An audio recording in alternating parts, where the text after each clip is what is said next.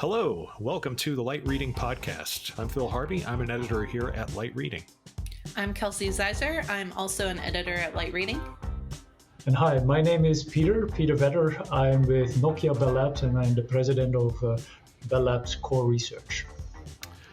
Peter Vedder, thanks so much for joining us on the podcast. We do appreciate you making the time for us. Thanks for having me.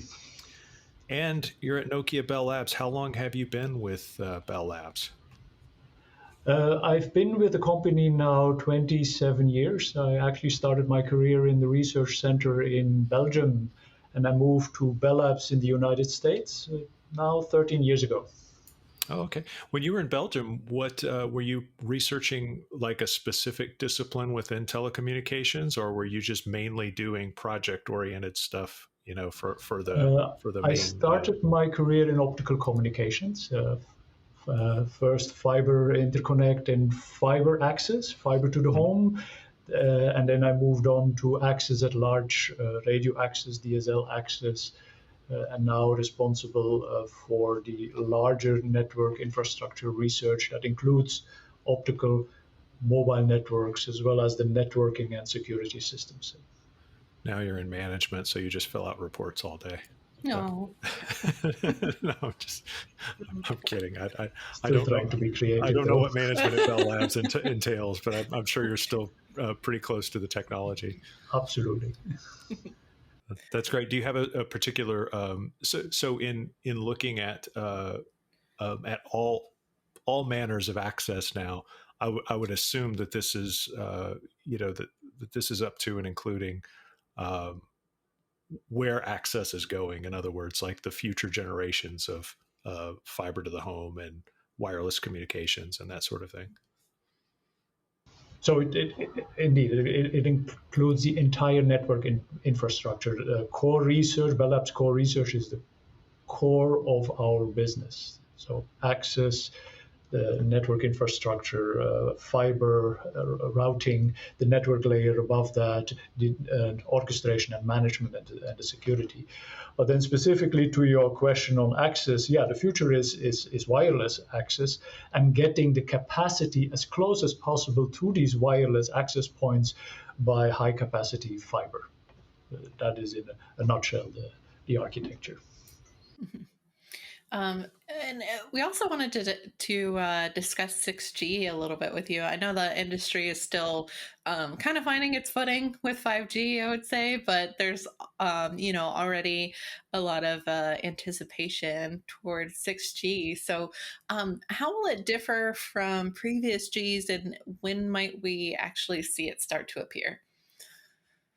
So 6G, obviously, at Bell Labs is already a very hot topic. I mean, even though the 6G deployment is still 10 years out, we expect commercial deployment to start in 2030, you need to start the research 10 years ahead of the commercial deployment.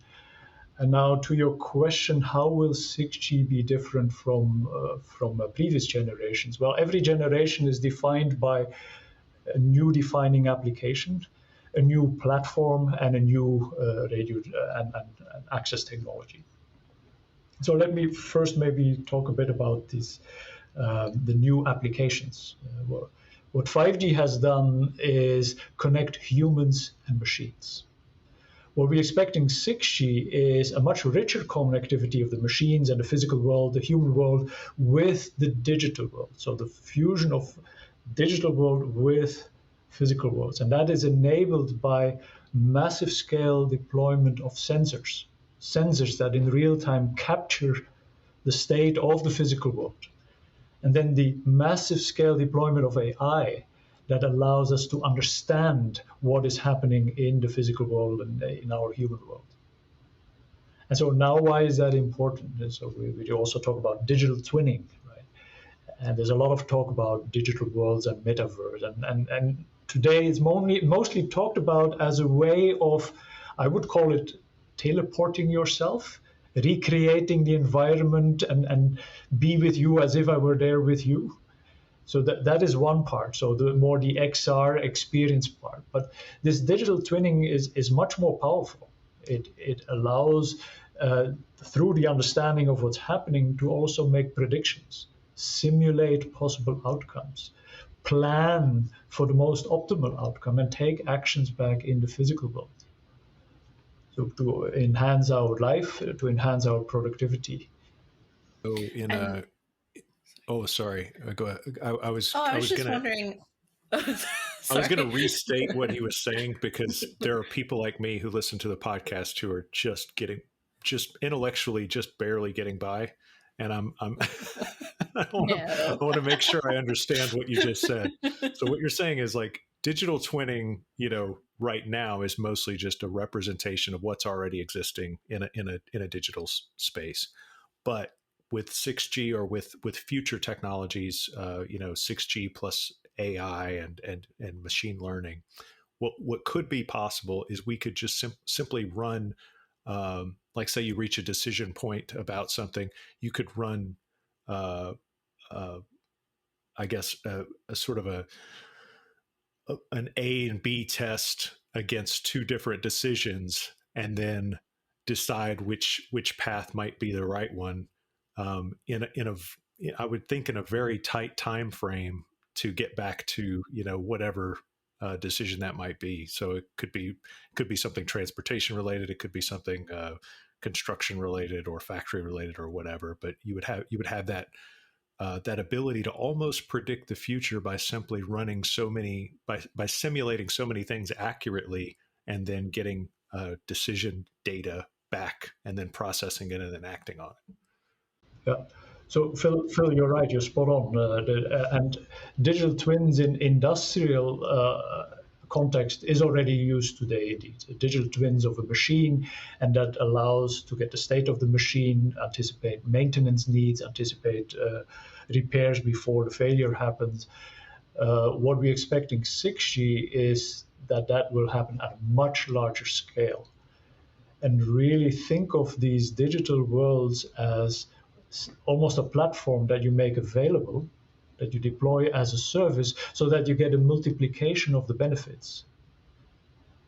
And so that brings me also to how we want to deploy this, the technology, the platform challenges. So this is the application of the platform. You want to deploy this as a service. So you want the network that is the fabric that will interconnect the digital twins, the AI capabilities, the compute and the sensing, the digital fabric that makes that possible. You want to deploy that in an agile way.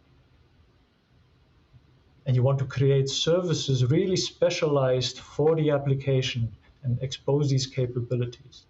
And so what we already see today in cloud applications, we want to bring that to the network. And that is going to be a big disruption in 6G. Yeah, that's really interesting. I can't wait to see how people start to apply that kind of, I guess, that kind of application and platform, connectivity, and then, like you said, just sort of influencing decisions, especially when it's especially in things like cities. And I always get around things like traffic and stuff like that. Like traffic management inside of cities um, could could be completely redone. That would be Yeah, amazing. yeah, and optimizing your retail businesses, or optimizing also our healthcare is Yeah. another example. Digital twins of cars, maintenance, that precursors of that already exist, but yes, at a much larger scale. Um, but you also see how that becomes very complex. Oh All yeah. these Yeah. specialized services, and the second big disruption in 6G is AI. AI comes to the rescue here to really automate that deployment of these micro components, find the most optimal place in the cloud, in the distributed cloud, and the most energy efficient way to do that also to make it more sustainable. So, as a service cloud architecture, and then the second disruption, AI, for the automation, but also for the radio communication itself. Yeah, I'm glad you brought up AI because I had a question on. You had a really interesting blog on paving the way for 6G, and it says that in 6G, Nokia Bell Labs expects that AI and ML will go from an enhancement to a foundation by taking a clean slate approach.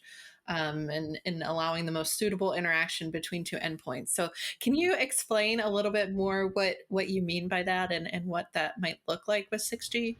Yeah. So the example here that you're pointing at is in 5G. And by the way, in 5G, we can still expect a lot of innovations. So 5G is not done. And we talk a lot about 5G advanced by 2025. And one of the important things there is bringing AI in 5G advanced radio. And we apply AI to specific components in the layer stack, in the front end, in the error correction, in the scheduling. What we want to do in 6G is take a clean slate approach, do away with these layers, and just let the endpoints figure out by themselves how they can communicate.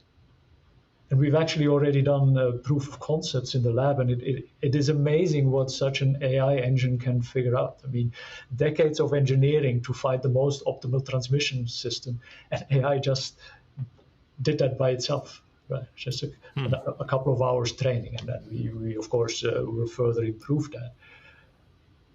But you can see that also becomes a paradigm shift, right? How we design radios, how we will have to standardize radios. How do you define that? Two interfaces and ensure interoperability. So it's an important paradigm shift also. Yeah, and I also saw that kind of sentence from the blog linked to another article about 6G radios and the future learning from each other, and that sounds pretty mind blowing as well. In addition to the tests that you just mentioned. Yeah. So learning, but also using the radio as a sensor. That is another disruption that we see in 6G. You have that ubiquitous radio around you, and with higher and higher frequency bands and broader bands, giving you the ability to apply radar and sense presence of people or objects in the room, even get an idea of the material properties. Is it a mammal? Is it a human? Is it a metal surface?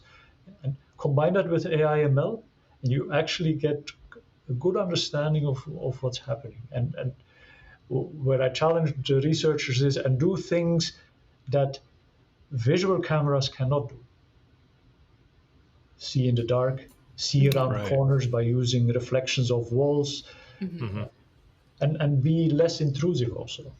Yeah, I'm wondering if also in maybe like emergency situations that would be useful. Instead of sending the little robots in, you would already have all this information and data about who might still be in the room and need rescuing.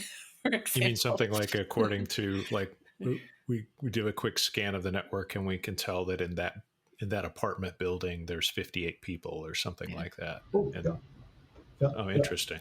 That would be wild. And then you can think of applications like energy management and safety management, indeed, or is there intruders in the building that is not supposed to be there? Right. Without the need of cameras, because there's sometimes privacy intruding. Right. So. Yeah, because it would just be more of a life form detection than it would be something that you wouldn't be able to relate it to a specific individual. But there are scenarios where it would help you to know exactly how many individuals are in a given space, or what their movement is like, whether they're all clustered into one room or spread out across the whole building or what have you. That's really interesting. Yeah, I can see a bunch of applications for smart buildings and all kinds of other public safety things. And adding to that, we've even done experiments that you can detect vital signs, breathing, heart, so to your emergency use case. That makes me think of it would be interesting to do that in like during a conference or a keynote. Like, are people getting excited about what you're talking about? Did somebody... Or just when I go to speak at the big 5G event, you just see all the dead people out there, just rare, just nothing registering at all. Yeah. Everyone's heart rate lowered. That's right. People sleeping now. They're just drooling into their coffee. Is this guy ever going to stop talking? But here's the other challenge then. Also, the possibility to opt out, right? The privacy. If you have that ubiquitous sensing, and you want to deploy that to multiple application developers and providers, be selective in who has access to what type of data and what not. And so this is another important challenge for the 6G architecture. Make sure that it is secure and privacy preserving. Yeah. Yeah, that's yeah, because it has to be at the speed and the I guess uh, scale that a wireless network would operate in that capacity. You can't leave it up to the individual device makers, sort of like what we're doing now. You know, it would have to be something that's inherent in the network. Yeah, no, indeed. Security and privacy in 5G, it's done as an afterthought. In 6G, we want to really design it in from the ground up. And it is as you're hinting at, it is an enormous challenge because there's so many devices. Mm-hmm. Devices that you cannot trust, sensors, and they're from different parties. Then there's different clouds, private clouds, public clouds, and there's different pieces of hardware. Then there's software coming from vendors, from open source. So you almost have a zero trust infrastructure. How do you provide a trusted service on that zero trust infrastructure? Building in such mechanisms as anchors of trust and having AI enabled anomaly detection, for instance. Yeah, and just curious if you also had any thoughts on where we might see 6G emerge first from a regional basis, and also what kind of infrastructure is going to be critical to make this work. Yeah, I think it is too early to say which region because every region in the world has recognized this is the next big thing in infrastructures. It is so important to your economy. It is important to your defense. So in every region, you recognize you want to be at the forefront and have the best. So we see in different parts of the world also major research initiatives. And Nokia as a global company, we have, for instance, launched in Europe a collaborative research project, HexaX, which is the flagship project where we define the blueprint for 6G. I mean, European framework programs have been very good at that, being at the forefront of every generation. So we lead that defining flagship project for 6G, HexaX. In the US, there's also now collaborative efforts, and we've been a founding member of the NextG Alliance. And we've also been at the very beginning of the National Science Foundation program on 6G, the RINGS program, where we discussed with the National Science Foundation this should be a collaborative program with the academia, tapping into the foundational research, but really grounded also in an industry context. So to answer back to your question, it's hard to say where it will emerge first, but because you see all these initiatives across the globe where people recognize it's important to start the research now and at scale. Do you, this is a quasi-political question, but I think it does influence the technology direction of things eventually. Do you have concerns that we're going to go back to a more fragmented world where, the West and the European countries use one kind of network, and China and certain other countries use another kind of network, and they're just not compatible all the way through? No, I think in the globe, and Nokia is very strong about that. We should have a one global standard. What you will have is specific national requirements, and given the flexibility that the new technologies like the cloud native approaches bring, we will allow these regional specific requirements. The goal should remain a global standard. Yeah, that's true, because the one thing we didn't have back in the 2G and 3G world was the ability um, for all of these radios and networks to sort of use the cloud as like a mechanism to apply policy and security and things like that in the location that's needed. So yeah, I guess you're right. You don't necessarily need to you don't necessarily you can still have a global standard, but then have local and regional variations or local and regional policies applied depending on whatever that government wants, I guess. So in the near, I guess in the near term, so right now, 5G is slowly getting from kind of, sort of just getting started. Then it'll get to standalone 5G, and then it'll get sort of settled in, optimized, and we'll have more and more applications that are taking full advantage of 5G's capabilities. Um, where on the timeline do you see 6G applications sort of starting up? I mean, obviously, people must be thinking about this now, so maybe they're already developing 6G applications. How soon is that coming about? Yeah, yeah. So there's actually a fairly good industry consensus that 6G the first specification will be released 21. So we still will have release 18, 19, 20 as 5G advanced, and so release 21 of 3GPP, which will be, according to plan, finalized in 2028. So think then of about 2 years of to get it rolled out as a commercial solution. So that's the timeline, and there's a fairly good understanding with the players that we talk to in the industry that this is the timeline. But yeah, indeed, we already start on the research now, and in Bell Labs we feel very strong that the research should be guided by also the defining application. You need a direction. In 4G, the direction was high-speed internet access and video. In 5G, the direction was industrial IoT. In 6G, the direction is this fusion of digital and physical worlds.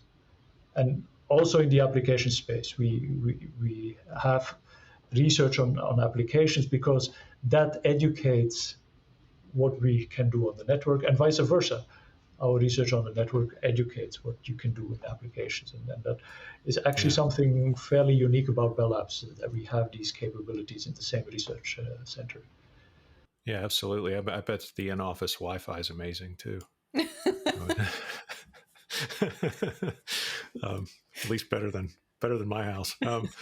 Kelsey, any one last question, and then we'll wrap up. I don't want to don't want to run too much over. Yeah, I mean, I'm just, I don't know. I know it's years away, but I'm already really excited about it just based on our conversation and hearing these holographic use cases and being able to, sense who all's in a building or the life forces there, I suppose. So what are you most excited about, I guess, from a use case perspective for 6G? Yeah. So the way we like to think of this, and because you say this is the last question, is maybe a nice way to wrap it up.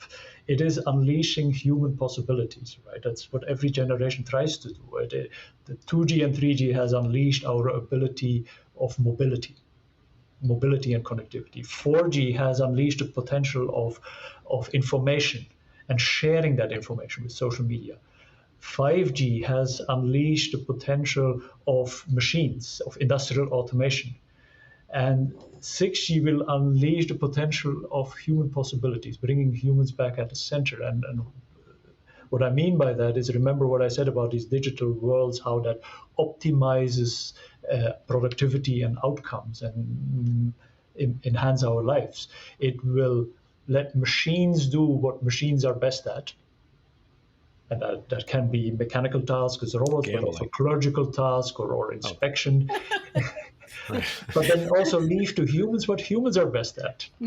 Making jokes, being creative, solving for hard problems, learning, or also manual tasks, surgical tasks, caring for each other. And these are typically also the things that we enjoy most. So it's unleashing, again, human possibilities. That's how 6G will improve the way we live and the way we work. Well, that's a great way to end. Very optimistic outlook. And, Phil, you've got, 8 more years to get your your jokes better? That's not going to happen. No amount of computing in the world can help that process. I just become more of a dad every day, so it's hopeless. But Peter Vedder, you have given us some hope, and thank you so much for spending the time and being on the podcast. I do appreciate it. My pleasure. Thank you. Yeah, thank you.